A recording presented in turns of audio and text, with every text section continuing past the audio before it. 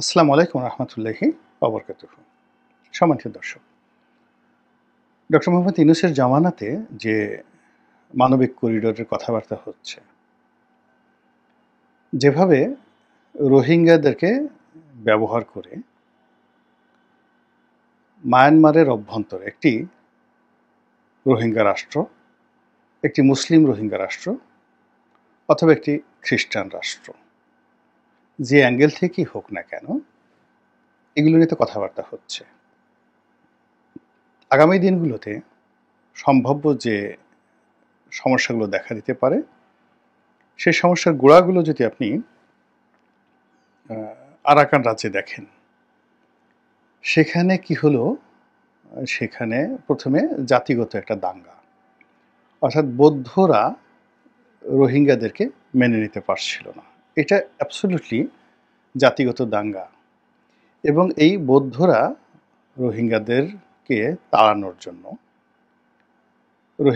তাড়ানোর জন্য তারা কি করলো, তাদের উপর নির্মম জুলুম অত্যাচার শুরু করলো।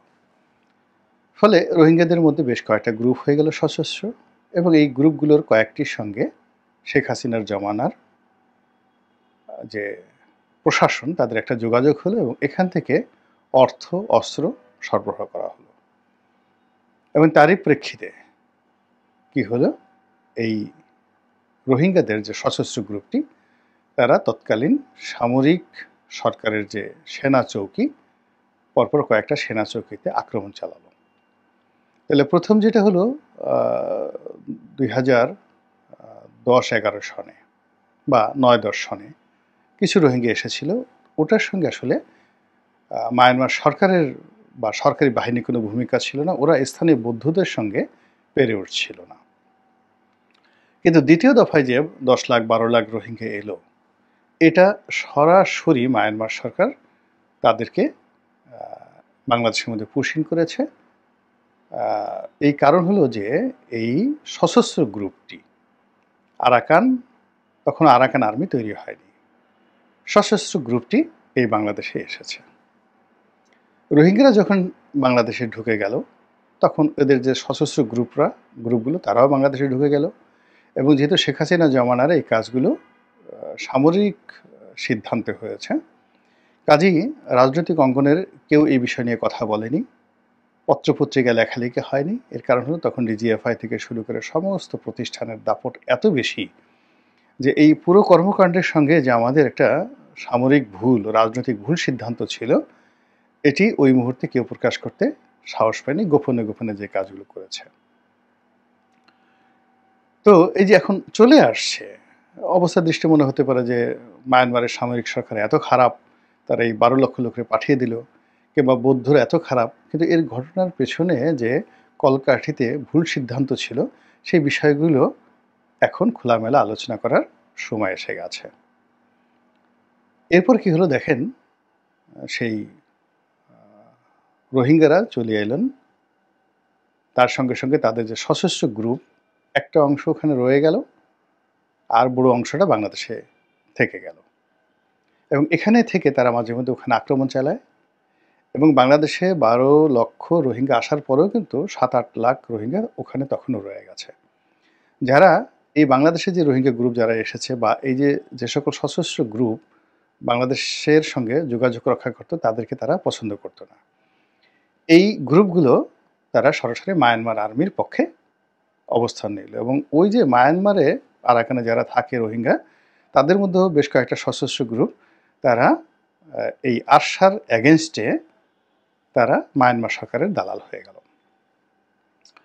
তো এরকম বিরাট একটা জনগোষ্ঠী যখন সেখান থেকে চলে আসলো, তখন বৌদ্ধদের মধ্যে এদের জায়গা জমি সম্পত্তি দখল করা নিয়ে অন্তর্দ্বন্দ্ব, ক্ল্যাশ শুরু হয়ে গেল। It's a huge vacuum. এবং সেখানে যুদ্ধ করতে গিয়েই এই আরাকান আর্মি চলে এলো। এবং আরাকান আর্মি যখন শক্তিশালী হয়ে গেল, তখন তারা প্রথমে নিজেদের মধ্যে যুদ্ধ করলো, তারপরে তারা মায়ানমার সেনাবাহিনীর সঙ্গে যুদ্ধ করলো, এবং যুদ্ধ করে আজকের এই জায়গাতে তারা পৌঁছে গেছে। তো তারা যখন প্রথম সফলতা দ্বার প্রান্তে পৌঁছেনি, তখন অন্যান্য যে রাজনৈতিক দল, সামরিক যারা মিলিট্যান্ট, তাদের সঙ্গে তাদের মতদ্বৈততা ছিল। যেমন পাশের কুকি চীনের সঙ্গে তাদের মতদ্বৈততা ছিল। তারপর ওখানে রোহিঙ্গাদের যে অংশটি মায়ানমার সরকারের পক্ষে যুদ্ধ করছে তাদের সঙ্গে তাদের শত্রুতা ছিল, আর বাংলাদেশে যে সকল সশস্ত্র গ্রুপ ছিল যারা মায়ানমার সরকারের এগেনস্টে তাদের সঙ্গে তাদের বিরোধ ছিল। তো সকল বিরোধ অতিক্রম করে তারা আজকের এই অবস্থানে এসে পৌঁছে গেছে। তারা যখন বিজয়ের দ্বার প্রান্তে তখন তারা বাংলাদেশ সরকারের কাছে সাহায্য চেয়েছিল যে ওই সমস্ত আরশা ঠাসা এদেরকে বাদ দিয়ে আমাদের সঙ্গে সহযোগিতা করেন, আমরা রোহিঙ্গাদের ব্যাপারে একটা ইতিবাচক আলোচনা করবো। কিন্তু ওই সুযোগটা বাংলাদেশ কাজে লাগাতে পারেনি। আমরা তো কিন্তু সবাই বলেছিলাম। এর কারণ হলো যখনই কোনো একটা সুযোগ আসে এটা কূটনৈতিক অঙ্গনে 48 ঘন্টার বেশি থাকে না। বড় জোর দিন 15 বা 2 সপ্তাহ থেকে টানাটানি করা যায়, কিন্তু মোক্ষম সময় হলো 48 আওয়ার্স। তার মধ্যে সিদ্ধান্ত নিতে হয়।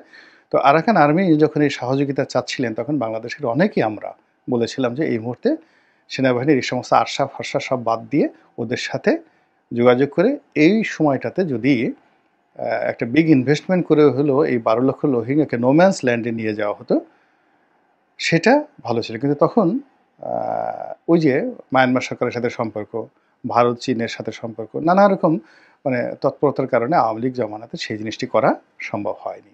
এই গেল একটা। এখন খেলাটা চলে গেছে আমেরিকার হাতে এবং আমেরিকা এখানে খেলতে চাচ্ছে এবং তারা বাংলাদেশকে ইনস্ট্রুমেন্ট হিসেবে ব্যবহার করতে চাচ্ছে। এবং এখানে আরাকান আর্মিকে, যেটা আরাকান আর্মি চেয়েছিল কোনো রকম মধ্যস্থতা ছাড়া, একেবারে direct Arakan army between Arakan army and Bangladesh government, যেটা নেগোসিয়েশন হওয়ার কথা ছিল। এখন এই আরাকান আর্মির মধ্যে আমেরিকা, ইউরোপীয় ইউনিয়ন এবং জাতিসংঘ ঢুকে গেছে। ফলে এই করিডোর নিয়ে কথাবার্তা হচ্ছে এবং এই করিডোরের আড়ালে কি কি হতে পারে এগুলো নিয়ে অনেকে আমরা এখন আতঙ্কিত অনুভব করছি। কিন্তু অতীতে যদি আপনি আমাদের ইতিহাস দেখেন যে এই বিদেশি শক্তি, সেটা জাতিসংঘ হোক, আমেরিকা হোক, ভারত হোক, রাশিয়া হোক, এই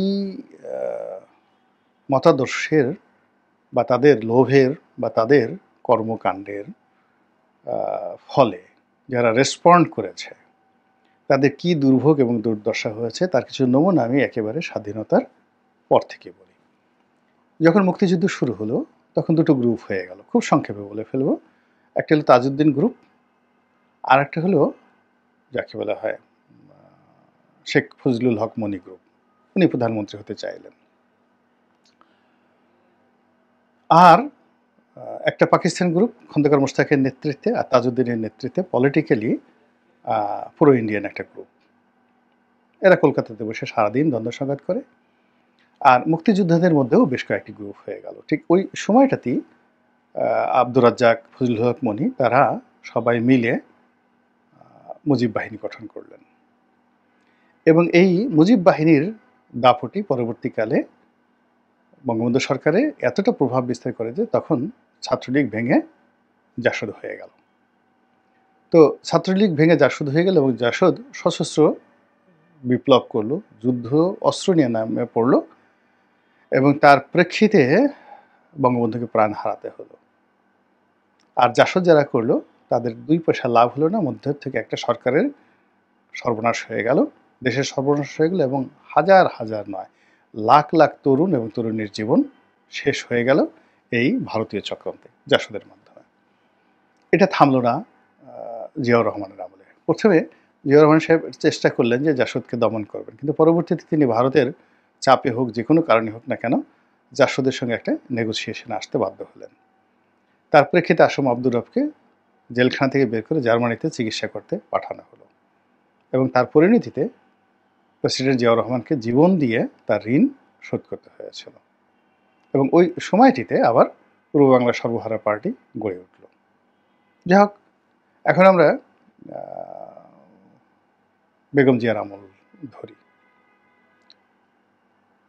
উলফা নামক যে সংগঠনটি অত্যন্ত শক্তিশালী, 7 সিস্টারের মধ্যে যে অনুপ চেটিয়া, উলফা, এবং এরা বাংলাদেশে তারা চীনের মদতে বিশাল বিনিয়োগ তারা করলো, পত্র তৈরি করলো, পত্রিকা তৈরি করলো, অনেকগুলো ব্যবসায়িক গ্রুপ যারা উলফার টাকায় একেবারে আঙ্গুল ফুলে বটগাছ হয়ে গেল। এগুলো সবাই জানেন, কিন্তু নাম বলার দরকার নাই, কোন ব্যক্তি, কোন পরিবার, কোন পত্রিকা, সব কিছু। এবং তারা একটা সময় সরকারের উপর এতটা প্রভাব বিস্তার করলো যে সরকার এই চীনের খপ্পরে পড়ে গেল। চীনের খপ্পরে পড়ে যাওয়ার পর এই উলফা বাংলাদেশে এখন যেভাবে আরশা, এরকম আরশার প্রধান যেভাবে ধরা পড়লো, এই সেটা আমি বলছি কিভাবে ধরা পড়লো সেটা। অর্থাৎ উলফা এবং উলফার যে প্রধান অনুপ চেটিয়া পুরো বাংলাদেশ দাপিয়ে বেড়াচ্ছে। তো তখন সরকার চাচ্ছে যে ভারতকে একটু রাজি খুশি করার জন্য, নরম করার জন্য উলফাকে একটা আলোচনার টেবিলে আনার জন্য। কিন্তু উলফা তো তখন বাংলাদেশের নেতা হয়ে গেছে, কোনো অবস্থাতে অনুপ চেটিয়াকে দমন করা যাচ্ছে না, ফলে বাধ্য হয়ে অনুপ চেটিয়াকে গ্রেপ্তার করতে হলো এবং জেলে পড়তে হলো। একইভাবে যে আরশাকেও এখন আরশা প্রধানকে গ্রেপ্তার করা হলো। এই কারণ হলো আরশার সঙ্গে আরাকান আর্মির একটা নেগোসিয়েশন সরকার চাচ্ছে, যেটি আরশার শীর্ষ নেতৃত্ব মেনে নিচ্ছে না, ফলে তাদেরকে জেলে যেতে হলো। তো সেই অনুপ চেটিয়াকে গ্রেপ্তার করা এবং উলফাকে দমন করা, এর মধ্যে ভারত এবং চীনের যে সম্পর্ক, সেই সম্পর্কের মধ্যে পরিস্থিতি এত খারাপ অবস্থায় চলে গেল যেটা চীনের নিয়ন্ত্রণে নেই, ভারতের নিয়ন্ত্রণে নেই এবং সরকারের নিয়ন্ত্রণে, বাংলাদেশ সরকারেরও নিয়ন্ত্রণে নেই, আর্মিদের নিয়ন্ত্রণে ছিল না। ফলে ওই যে 10 ট্রাক মামলার অস্ত্র মামলার যে ঘটনাটা লোকসম্মুখে চলে এলো, ইটস এ মিসম্যানেজমেন্ট। ফলে কি হলো, বিএনপি সরকারের পতন হয়ে গেল। তো এই যে বিএনপি সরকারের পতন হলো উলফার কারণে, এটা আপনি বিএনপি সরকারের কি পাপ বলবেন? জেনে শুনে ভুল বলবেন না কি বলবেন? আমি এখানে যেটা বলেছি এটা আপনার বিষয়। বিএনপি যে ভুলটা করলো, ঠিক একই ভুল কিন্তু আওয়ামী লীগ করলো এই আরশাকে নিয়ে। এবং এই আরশাকে নিয়ে, রোহিঙ্গাদেরকে নিয়ে তাদের অনেকগুলো মাস্টার প্ল্যান ছিল। প্রথমে তারা এই কাজটি করেছে, আমেরিকার বুদ্ধিতে এই কাজটি করেছে, খপ্পরে পড়ে। নোবেল পুরস্কারের লোভ ছিল, লালসা ছিল, তাদেরকে এখানে আশ্রয় দেওয়া, জাতিসংঘ ছিল, সব কিছু ছিল, কিন্তু পরবর্তীতে তারা আর সেই জিনিসগুলো ম্যানেজ করতে পারেনি। ম্যানেজ করতে না পারার কারণে এখানে পুরো বাংলাদেশের ইনভেস্টমেন্টটা এলোমেলো হয়ে গেল, ভারতের সাথে সম্পর্ক নষ্ট হলো, চীনের সাথে সম্পর্ক নষ্ট হলো, আর আমেরিকার সাথে সম্পর্ক নষ্ট হলো। এবং আমেরিকা বললো যে তাদের যে বার্মা অ্যাক্ট, এটা আওয়ামী লীগকে দ্বারা সম্ভব হবে না, ফলে আওয়ামী লীগ উচ্ছেদ করো। ফলে এই রোহিঙ্গা এবং আরশা নিয়ে আওয়ামী লীগের এইগুলো রীতিমতো গুনাতে পরিণত হয়ে গেল, আওয়ামী লীগের জন্য অভিশাপে পরিণত হয়ে গেল। আমরা অনেক কিছু দেখেছি রাজপথে, বা অনেক কিছু এখনও রাজপথে দেখছি, কিন্তু পর্দার আড়ালে আরও অনেক কিছু ঘটনা ঘটছে। তো সেই রোহিঙ্গা গেল, আরশা গেল, এখন ইনুস সাহেবের জমানাতে সামনে চলে এসেছে কি আরাকান আর্মি।